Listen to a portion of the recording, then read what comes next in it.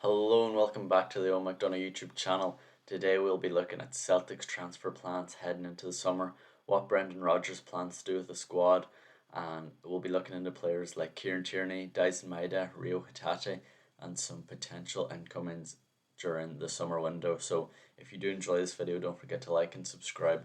Let's get straight into the video. So first off, we'll be looking at Kieran Tierney and his return to the club, which will be announced imminently, we expect. It has been teased by Celtic in different social media posts and on their website, but it looks like it will be announced maybe, if not in June, definitely early July when Celtic go on pre-season. But he'll be a great addition to Brendan Rodgers' side. The left back position is one that needed to be improved for a while. Greg Taylor in some European games just wasn't up to it, and then Jeffrey Schlupp looked decent for some games, and then he kind of fell away then as the season went on. So Kieran Tierney coming back will be massive for Celtic, especially as they look to progress in Europe, go further. And he might not have been getting the opportunities at Arsenal this season, but he's definitely been successful there overall, I would say. Winning the FA Cup in his first season, very impressive. And then out on loan with Real Sociedad for a year, getting the experience out there, a different league. It's a great addition for Celtic, and definitely I wouldn't say many Celtic supporters would have thought he would have came back this early, maybe when he got into his 30s, but definitely not still in his 20s. So it's very good for Celtic, and it's going to be beneficial. As I said, going into the European games, someone who has European experience in the Europa League and playing in the Champions League this season with Arsenal in the latter stages, so it's going to be very good for Celtic. He knows what the club's about. He's a fan favourite.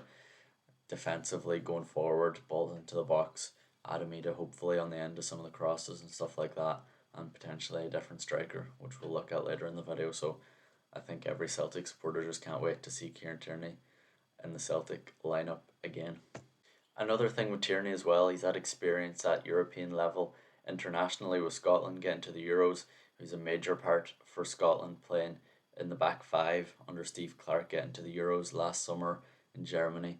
Unfortunately getting injured in one of the games in the group stage, but he'll have that experience that he might not have had when he was at Celtic in his early 20s. Next, we'll move on to the Japanese duo Rio Hatate and Dyson Maeda. Now, Dyson Maeda, we'll start with him. He was Celtic's Player of the Year. He was the Player of the Year in Scotland as well. Absolutely phenomenal season with record-breaking numbers in his career for him with goals and assists. Really, after Kyogo left, he was the main man up top. He got his chance playing in the number 9 role, where he's used to playing on the wing. He got his goals, took his chances, just a phenomenal player. And in doing so, you're going to attract attention around Europe. Now, Fenerbahce have reportedly been looking for him, Jose Mourinho's side, and they want him, but they are only willing to pay 10 million euros, and I don't think that's going to be enough for Celtic to let Dyson Maeda go, their talisman. And really, it's not a great offer. I don't think Celtic will even consider that for a second. I think it's very low ball offer, and Celtic would be silly to accept it. I think you'd need to pay a lot more, double if not more than that again. He's still in his 20s, in his prime of his career now. He's a great asset for Celtic. I think he will stay on.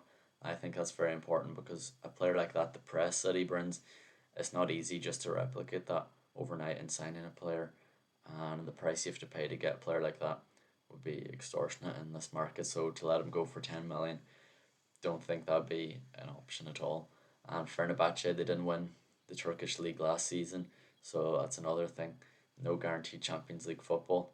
They have to go through 3 or 4 rounds of qualifying for that. I know Celtic have to go through the playoff round, but still, I don't think that would be an option that he'd even consider for a second. So I think Dyson Maeda will be staying at Celtic, and hopefully he gets offered a new contract. And I think should be one of the top earners at the club. Now moving on to Rio Hatate, who always seems to be kind of linked with a move away from Celtic. The injury at the end of the season wouldn't help that though.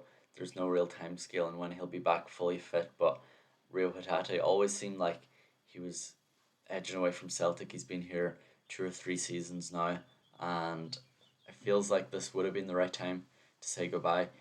But at the same time, the cup final and games leading up to that, where he wasn't present in the team, you can tell the difference when he's not there. It just feels like there's a bit missing, and you don't really appreciate Rio Hatate until he's not in the side. but at the same time, there's times when he is playing where you can feel that he can give that little bit more, and when he does turn it on, like against Kilmarnock at the end of the season, the 5-1 game at Celtic Park, you can just see how good he's playing in them games. So he kind of has spells where he plays very well, and then there's times where you're just wanting a little bit more from him. But with the injury, that might put teams off taking the risk right now until maybe further on in the window. But I think Celtic should look to keep him as well, because midfielder's a hard position to sign. Bernardo hasn't exactly kicked on. I know he had the injury as well for a couple months from February on, but I think Celtic would be looking a bit weak if they did sell Rio Hatate, with Arnie Engels also being linked with a move to Atalanta. To lose two midfielders would not be ideal for Celtic in the transfer window. So now turning our attention to Nicholas Kuhn, who's linked away in January with a move away from Celtic that was quickly closed down, as Celtic weren't going to sell one of their best players this season before important Champions League games. But he's a player that kind of peaked very early in the season. The first half was phenomenal.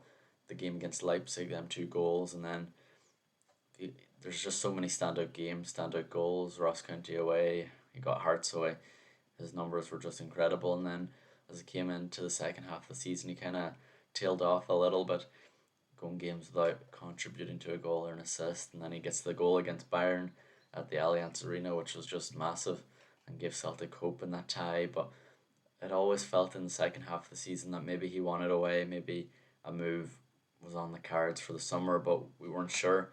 And I think if Kuhn had kept up his form from the first half of the season, I think he definitely would be leaving this summer, not because he wants to necessarily, but because it's too hard to keep a player that delivers for a full season nowadays.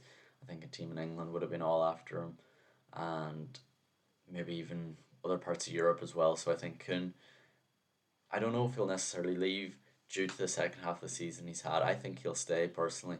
But if you would have asked me in January, did I think he was going to leave in the summer, I think he would have. But for the numbers that he did produce, he did get some goals at the end of the season. Dundee United away on the day Celtic won the league. I think they just improved his numbers more and more. And looking back on the season for Nicholas Kuhn, it'll be a very impressive one for him, considering the first 6 months he had coming in Rodgers' first season back just wasn't at the level where he was this season. I think bulking up really helped him improve his game. Now moving on to some potential incomings into Celtic. Maeda Kvistgaardern has been linked with a move in January after Kyogo left, and I think this is a player that Celtic should be all over. He really is a top striker. Last season he played 38 games for Bromby and he scored 23 times with 6 assists. They're very good numbers. 17 of them coming in the league, 2 of them coming in the Conference League, and then 4 in the Cup. So, he knows where the back of the net is. I think he'll be a top signing for Celtic. We would have to pay quite a bit. It says he's valued for 6 million, but I think Bromby would hold out for at least 10 million.